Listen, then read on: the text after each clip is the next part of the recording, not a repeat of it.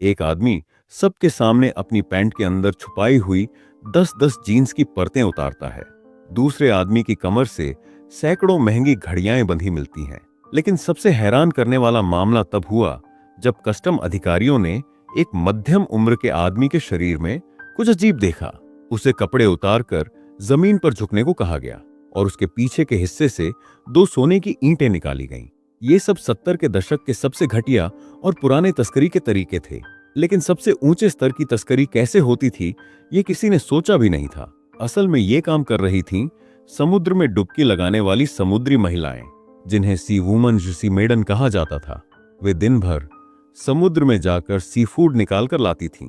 उनकी सांस रोककर पानी में रहने की क्षमता बेहद जबरदस्त थी। जहां आम आदमी एक दिन भी पानी में नहीं रह सकता, ये महिलाएं घंटों काम कर लेती थीं।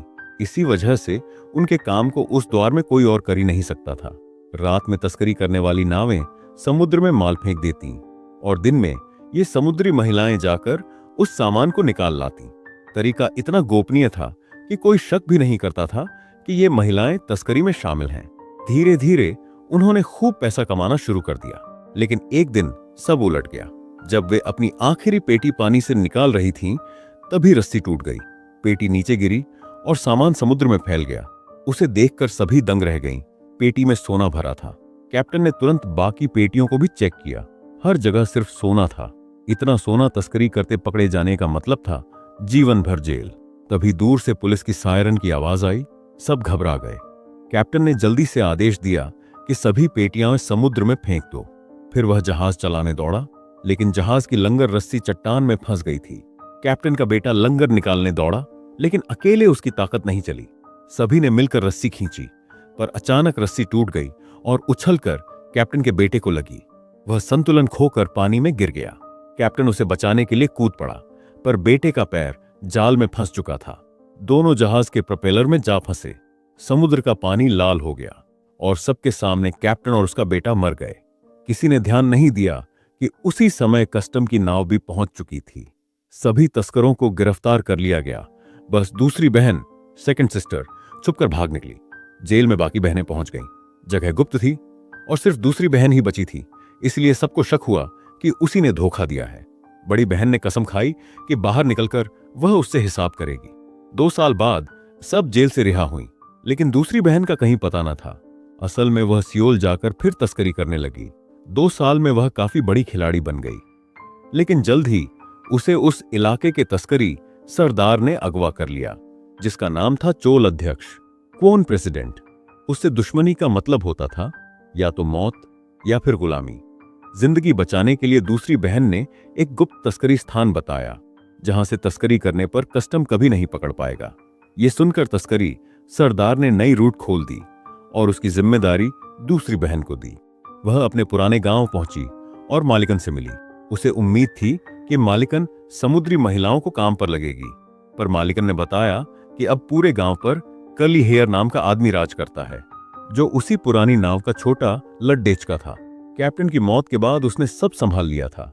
बड़ी बहन को जैसे ही पता चला कि दूसरी बहन वापस आई है, वह गुस्से में पहुंच गई और बिना कुछ सुने उसे एक जोरदार थप्पड़ मारा।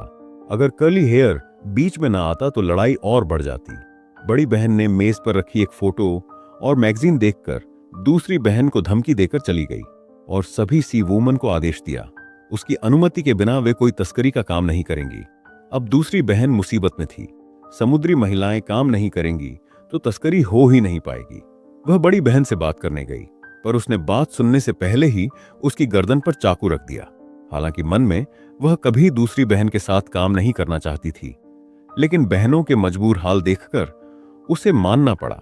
इनमें एक बहन थी जिसके 3 बच्चे थे और पति अपंग। जीविका के लिए वह अकेले समुद्र में जाती थी, पर एक दिन उस पर शार्क ने हमला कर दिया और उसकी एक टांग चली गई। बहनें भी अब मदद नहीं कर पा रही थीं।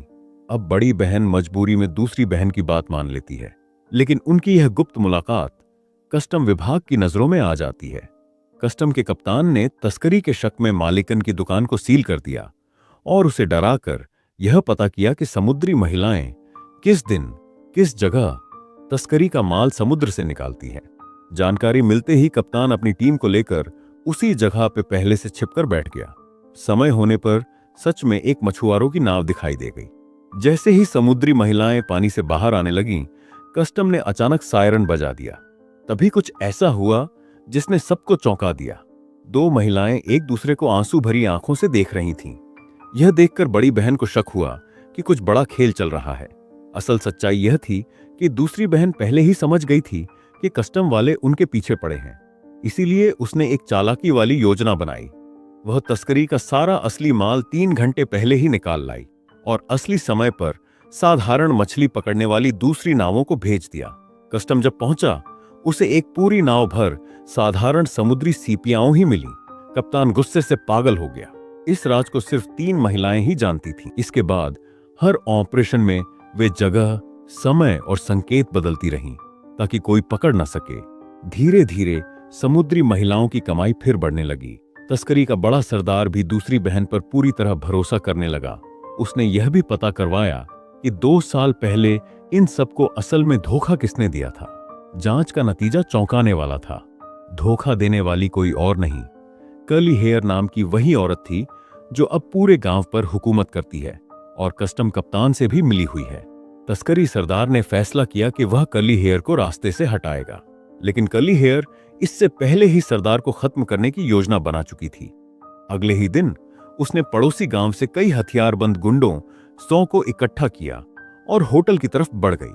लेकिन रास्ते में सरदार के आदमी ने उसे देख लिया और तुरंत सरदार को खबर दे दी। सरदार ने फौरन दूसरी बहन को कमरे में छिपा दिया। दरवाजा लात मारकर कर्ली हेयर और उसके गुंडे अंदर घुसे। सरदार ने हाथ में जो मिला, एक फल काटने वाला चाकू उठाया और पूरी ताकत से मुकाबला करने लगा। बाहर उसके आदमी कर्ली हेयर के गुंडों से लड़ रहे थे, लेकिन उनकी संख्या बहुत ज्यादा थी। एक एक कर सरदार के आदमी गिरते गए और अंत में उन्हें बेरहमी से मार दिया गया। कमरे के अंदर सरदार दूसरी बहन को बाथरूम में छिपाकर खुद लड़ने निकल गया, लेकिन कर्ली हेयर ने चालाकी से पीछे से वार कर दिया और उसकी छाती में चाकू घोंप दिया। सरदार उसके सामने गिर पड़ा। स्थिति बिगड़ती देख दूसरी बहन ने अपनी सबसे बड़ी चाल चली। उसने कर्ली हेयर को बताया कि लगभग 3 अरब के हीरे समुद्र में छिपे हुए हैं और जल्द ही लाए जाने वाले हैं। लालची कर्ली हेयर शांत हो गई और सोचा कि पहले हीरे ले लूं, फिर दूसरी बहन को खत्म कर दूं। लेकिन यह सूचना कस्टम कप्तान तक भी पहुंच गई। वह भी हीरों को अकेले हड़पना चाहता था। उसने समुद्री महिलाओं को पकड़कर उन्हें उसी जगह ले गया जहां हीरे गिराए गए थे और उन्हें मजबूर किया कि वे गोता लगाकर हीरे निकालें।